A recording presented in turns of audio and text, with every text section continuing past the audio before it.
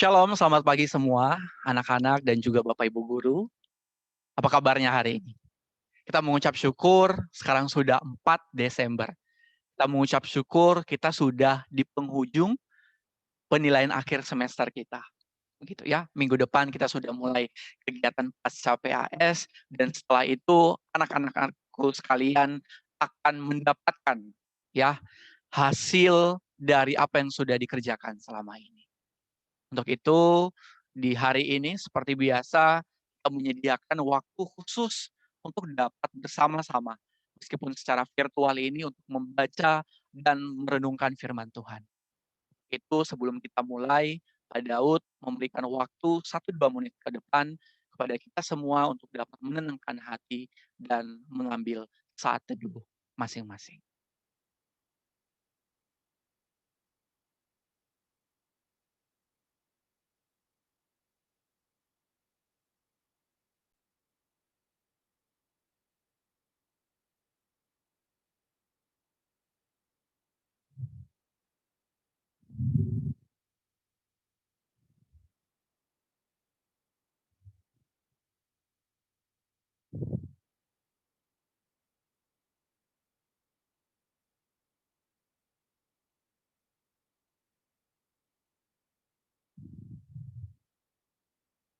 Baik, anak-anakku sekalian dan juga Bapak Ibu guru, sebelum kita memulai chapel kita di pagi hari ini dengan mengangkat satu pujian dan kemudian kita berdoa, mari kita siapkan dulu bacaan yang akan kita baca untuk menjadi pedoman kita di dalam pembacaan Alkitab hari ini dari Mazmur pasalnya yang ke-14, ayatnya yang pertama sampai dengan ayat yang ke-7. Mungkin boleh disiapkan dulu. Mazmur pasal yang ke-14, ayat yang pertama sampai dengan ayatnya yang ke-7. Untuk memulai chapel kita, mari kita mengangkat satu pujian yang mengatakan seputih bulu domba.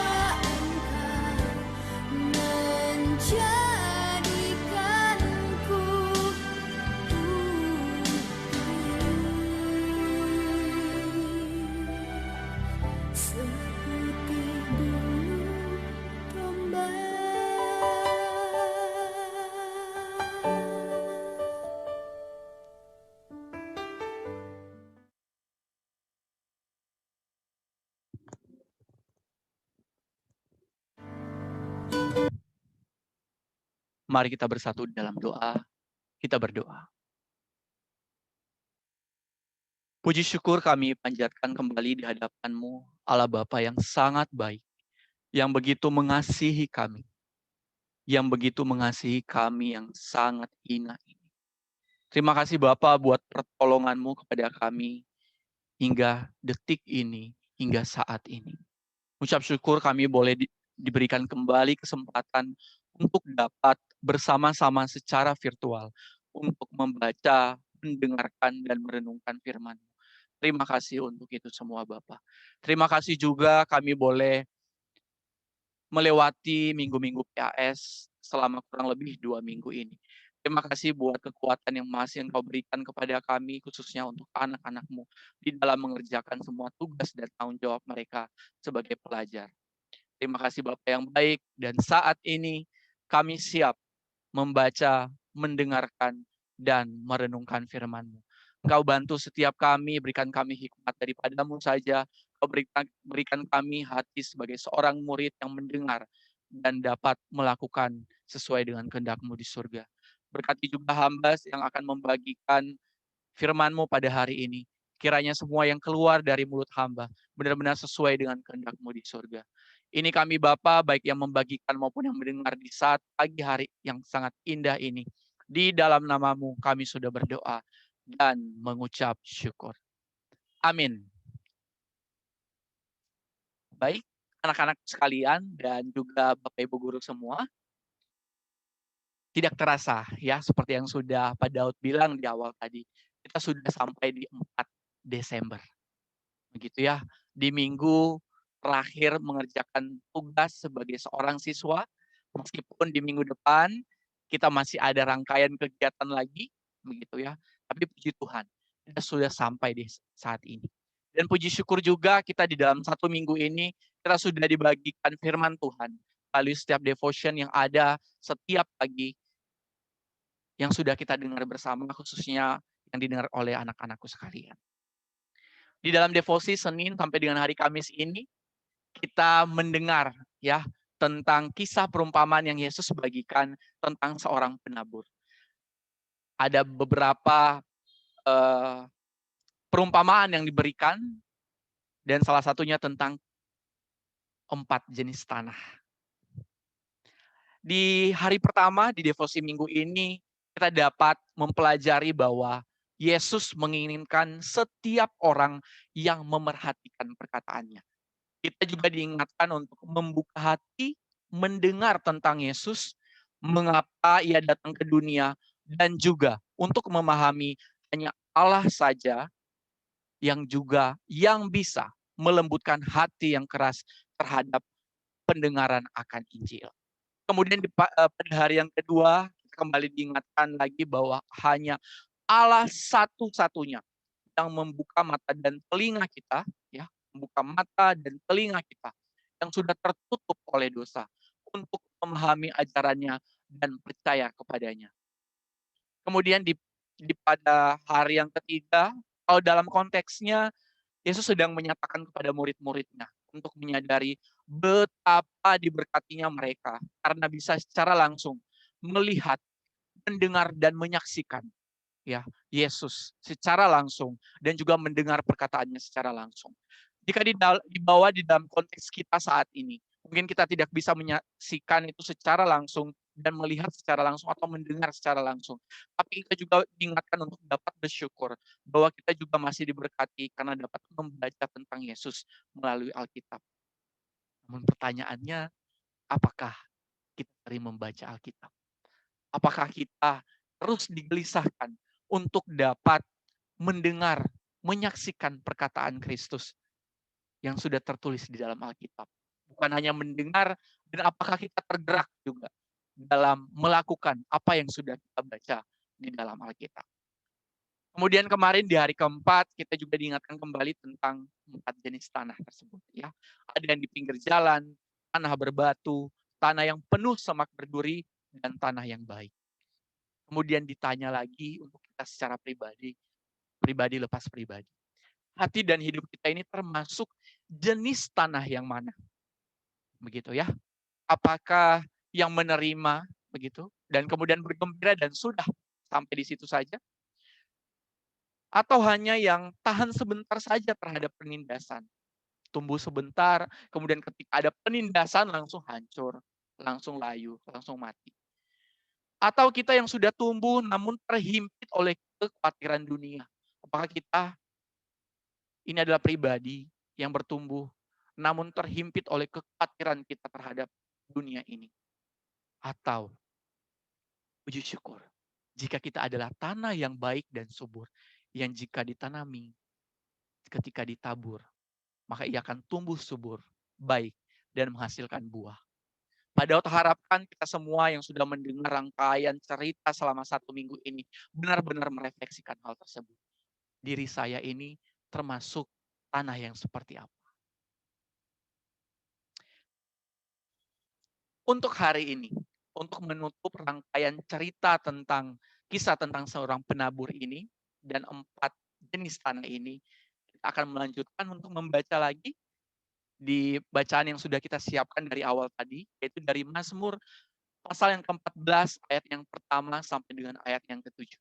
Pada waktu akan membaca, pada waktu mengharapkan kita semua dapat membaca di Alkitab kita masing-masing di rumah atau di tempat kita masing-masing. Di bawah perikop kebebalan manusia.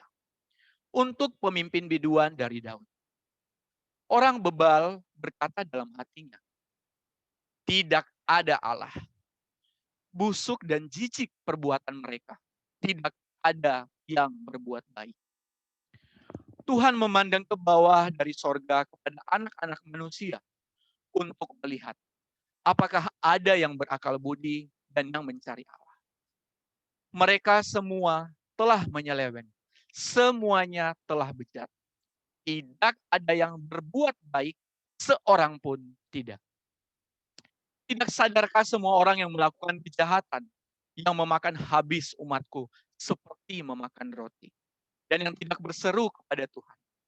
Di sanalah mereka ditimpa kekejutan yang besar, sebab Allah menyertai angkatan yang benar. Kamu dapat mengolok-ngolok maksud orang yang tertindas, tetapi Tuhan adalah tempat perlindungannya. Ya, datanglah kiranya dari Sion keselamatan bagi Israel. Apabila Tuhan memulihkan keadaan umatnya, maka Yakub akan bersorak-sorai, Israel akan bersukacita. Demikian jauh pembacaan kebenaran firman Tuhan, berbahagialah yang benar dan juga yang melakukannya. Nah, anak-anak sekalian, di dalam pembacaan ini, kita bisa mendengar dan bisa membaca bahwa tidak ada seorang pun, ya, tidak ada seorang pun yang berbuat baik dan seorang pun tidak. Pasti kita bertanya-tanya. Berarti pada saat itu konteks yang dikatakan pemazmur pada saat itu. Apakah sampai saat ini? Apakah benar saat ini ada orang yang benar-benar baik? Benar-benar baik dan benar-benar benar. Apakah saya adalah orang yang baik? Apakah saya orang yang benar? Apakah anak-anakku sekalian orang yang baik? Apakah anak-anak sekalian adalah orang yang benar? Kita mungkin bisa menjawab dalam diri kita masing-masing. Kutipan dalam Mazmur 14 ayat 1 sampai 7 ini, ya, di bagian yang ketiga, mereka semua telah menyeleweng, semua telah bejat, tidak ada yang berbuat baik, seorang pun tidak. Rasul Paulus mengutipnya ketika menulis surat kepada jemaat di Roma. Ya, Rasul Paulus di dalam Roma pasal yang ketiga, ayat 10 sampai dengan yang ke-12 mengatakan, seperti ada tertulis, tidak ada yang benar, seorang pun tidak. Tidak ada seorang pun yang berakal budi, tidak ada seorang pun yang mencari Allah. Semua orang telah menyeleweng. Mereka semua tidak berguna. Tidak ada yang berbuat baik, seorang pun tidak. Rongkongan mereka seperti kubur yang ternganga. Lidah mereka merayu-rayu, bibir mereka mengandung bisa. Sungguh menakutkan, bukan, anak-anakku sekalian? Tidak ada seorang pun yang benar di dunia ini. Kalau mungkin kita terkadang berbuat baik, namun pertanyaannya, apakah saat kita berbuat baik, perbuatan baik kita itu adalah benar, sesuai dengan motivasi yang benar. Atau mungkin pikiran kita melakukan sesuatu yang baik menurut kita, namun itu sebenarnya tidak benar. Dari hal ini kita bisa melihat bahwa semua manusia berdosa.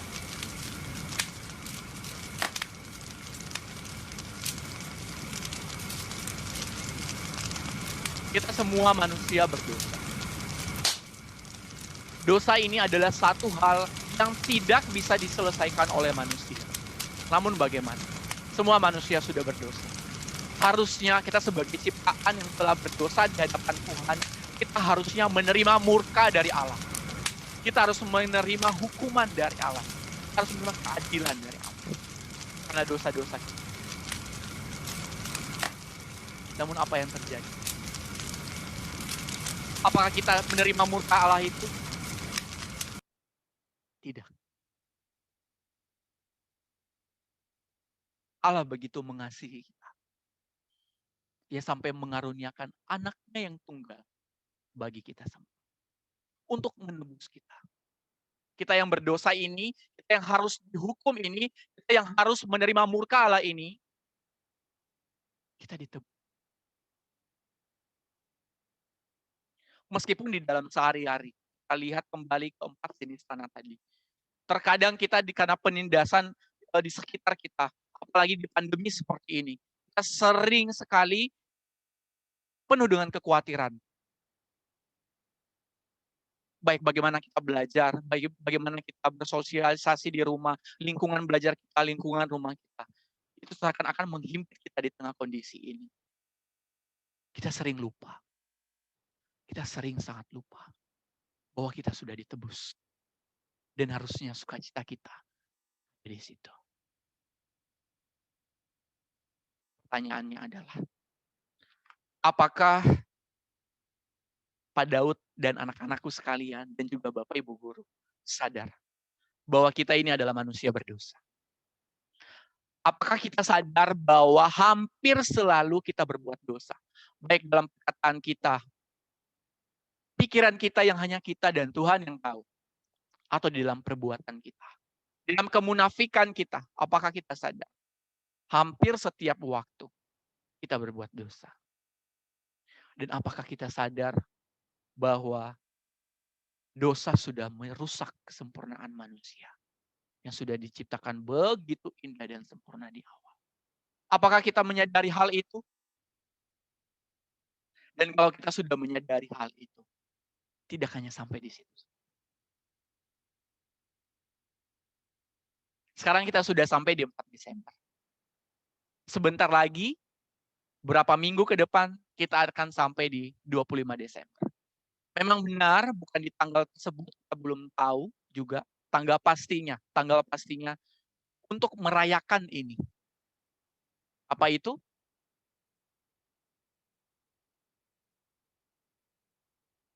Apa yang kita rayakan? Apa yang kembali kita ingat saat itu?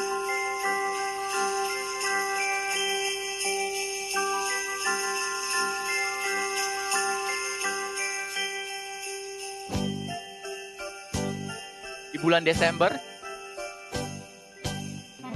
yang biasa membuat kita sukacita. Yang mungkin sedang belajar menunggu libur panjang. Akhirnya selesai juga. Tugas, bebas dengan tugas. Yang mungkin merantau, akhirnya pulang kampung. Kemudian hari-hari akan dilewati dengan makan kue yang banyak, punya baju baru, aksesoris baru, mainan baru, ataupun yang banyak yang baru. Sukacita kita akan itu. Kita tidak bisa memungkiri itu, karena akan selalu ada. Meskipun di tengah pandemi seperti ini, kita selalu menunggu hal itu. Namun, anak-anak sekalian dan Bapak Ibu guru sekalian, pada saat kita menantikan itu, apakah kita sadar bahwa kita sedang memperingati kedatangan Kristus yang pertama di dunia? Allah yang begitu agung turun ke dunia dalam rupa bayi kecil di sebuah palungan yang sangat indah. Ia rela turun ke dunia ini karena kita manusia sudah berdosa. Hampir setiap hari dalam pikiran kita yang sudah diingatkan tadi, kita selalu berbuat dosa. Dalam pikiran kita, perkataan kita, bahkan tingkah laku kita. Baik kepada diri kita sendiri, kepada orang lain, kepada orang tua kita, kepada guru kita, kepada lingkungan kita, kepada saudara kita, kepada sahabat kita. Ia datang mengaruniakan anaknya yang tunggal satu-satunya untuk menebus kita. Karena kita tidak bisa menerima murka Allah itu. Dan apakah ketika kita mengingat di bulan Desember ini kita kembali merayakan hadirnya Juru Selamat kita yang membuat kita bersukacita, kita juga mengingat bahwa rangkaian itu tidak berhenti di situ saja, tetapi juga akan berlanjut sampai Kristus naik di atas kayu salib. Darahnya tercurah buat kita semua. Apakah kita pernah merenungkan itu? Kita tidak hanya bersukacita, tetapi juga kita merenungkan betapa besarnya kasih Allah bagi kita semua. Rasul Paulus di dalam pasal yang sama, di pasal yang ketiga di ayat 21 dan ke-24 mengatakan bahwa tetapi sekarang tanpa hukum Taurat kebenaran Allah telah dinyatakan. Seperti yang disaksikan dalam kitab Taurat dan kitab-kitab para nabi. Yaitu kebenaran Allah karena iman dalam Yesus Kristus bagi semua orang yang percaya.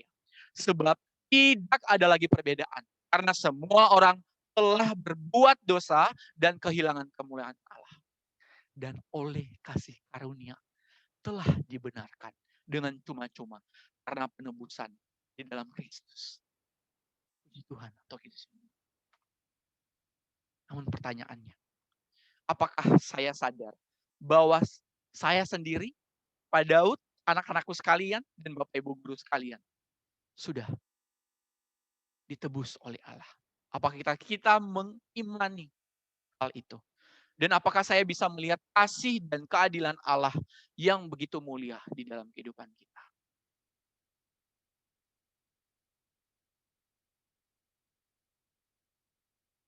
Setelah kita menyadari hal itu, kita dianjurkan untuk dapat mengikuti Yesus.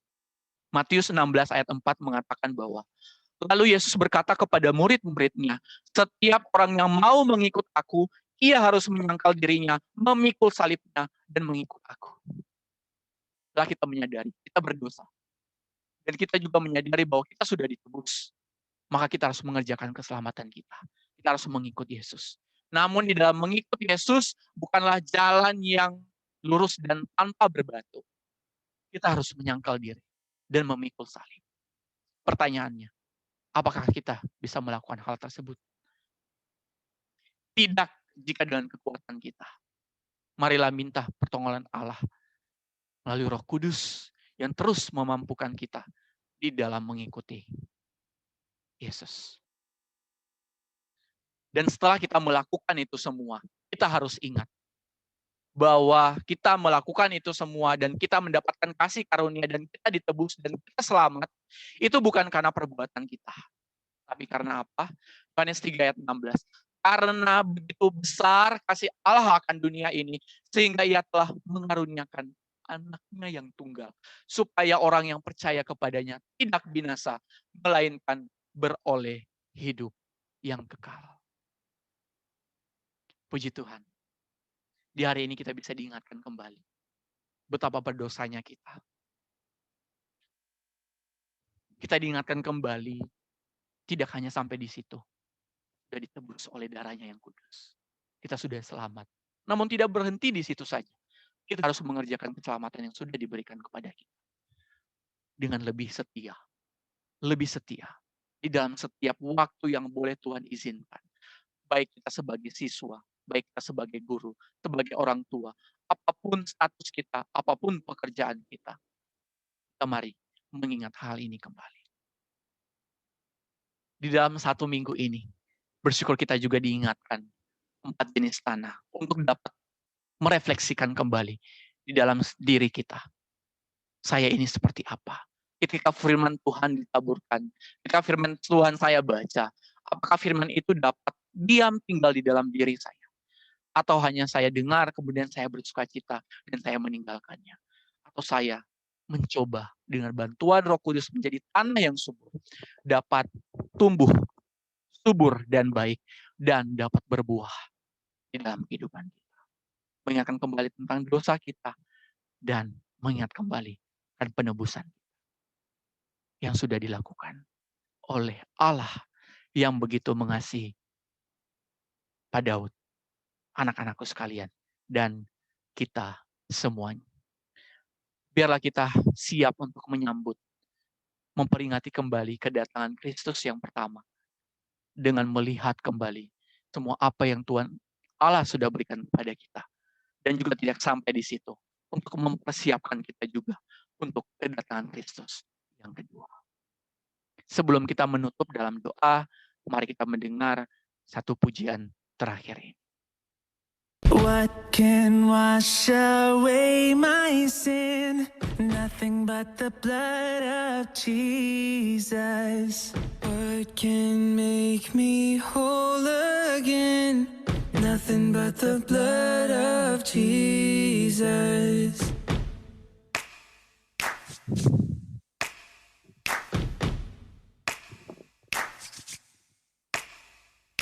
Oh, precious is the flow that makes me white as snow. No other fount I know, nothing but the blood of Jesus.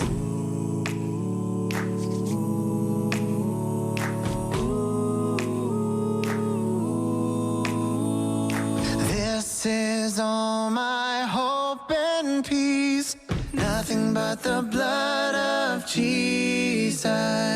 This is all my righteousness, nothing but the blood of Jesus. Oh, precious is the flow that makes me white as snow. No other fount I know, nothing but the blood of Jesus. Oh, precious is the flow that makes me white as snow. No other fount I know, nothing but the blood of Jesus. Nothing but the blood of Jesus. Sebelum kita menutup I surrender. dalam doa, Pak Daud akan membagikan beberapa pokok doa kita, sehingga kita dapat berdoa bersama-sama sebelum kita tutup. Yang pertama, kita akan berdoa mengucap syukur buat kasih Allah kepada kita, sehingga hingga sampai saat ini Dia masih memberkati kita, ya, masih melindungi kita hingga sampai saat ini. Kita juga berdoa buat kondisi pandemi yang masih mungkin menggelisahkan kita di saat-saat seperti ini. Kita juga berdoa untuk kegiatan kita yang akan dimulai di minggu depan, yaitu after PAS. Kita juga berdoa buat proses rapotan ke depan, dan kita juga berdoa untuk setiap kita, supaya kita dapat merespon dengan baik di tengah-tengah pandemi seperti ini. Dan terakhir kita akan berdoa, kiranya firman yang boleh kita baca, yang boleh kita renungkan, dan diberitakan di pagi hari ini, dapat tinggal diam di hati kita masing-masing. Mari kita berdoa. Tuhan Allah yang baik, yang bertata dalam kerajaan surga, kami sudah selesai membaca dan merenungkan firman-Mu. Bapa yang baik, bantu kami di dalam setiap keseharian kami. Kiranya kami bukan hanya membaca, merenungkan, tapi kami dapat melakukannya di dalam kehidupan kami, sehari lepas hari. Bantu kami juga Bapa untuk terus menyadari bahwa kami adalah manusia yang berdosa, yang telah ditebus oleh darah-Mu yang kudus. Terima kasih juga Bapa buat anugerah kasih karunia dan keadilan-Mu terhadap kami semua yang sudah Engkau selamatkan dari hukuman yang kekal. Bapa yang baik, pada kesempatan ini, kami juga membawa ke dalam tangan-Mu keadaan kami saat ini, khususnya kami di NTT saat ini, dan juga di Kota Kupang. Kau tahu Bapa, di tengah pandemi ini, di tengah kasus yang semakin hari bukan semakin turun, tetapi semakin tinggi. Engkau berikan kami ketenangan Bapa. Engkau berikan kami ketaatan dan kepatuhan untuk setiap apa yang sudah protokol kesehatan yang sudah diberikan kepada kami. Dan biarlah kiranya kami terus dapat menjaga kesehatan kami sesuai dengan apa yang Kau kehendaki. Engkau berkati setiap pihak yang memutuskan memberikan keputusan di dalam keadaan seperti ini. Engkau berkati setiap tenaga medis yang terus bekerja dimanapun mereka berada pada saat ini. Sehingga mereka dapat benar-benar bekerja sesuai dengan kehendak-Mu di surga. Berdoa juga Bapa untuk proses PAS yang boleh sudah selesai. Terima kasih untuk kekuatan yang boleh Engkau berikan kepada anak-anak-Mu sekalian dan juga kepada Bapak Ibu guru. Berdoa juga untuk kegiatan after PAS ke depan dan rapotan ke depan. Engkau berkati Bapak sehingga kami semua boleh merespon dengan benar di hadapan-Mu. Ini kami Bapak, terima kasih untuk semua yang boleh Engkau kerjakan di dalam kehidupan kami. Di dalam nama-Mu kami sudah berdoa dan mengucap syukur. Amin. Tuhan Yesus memberkati.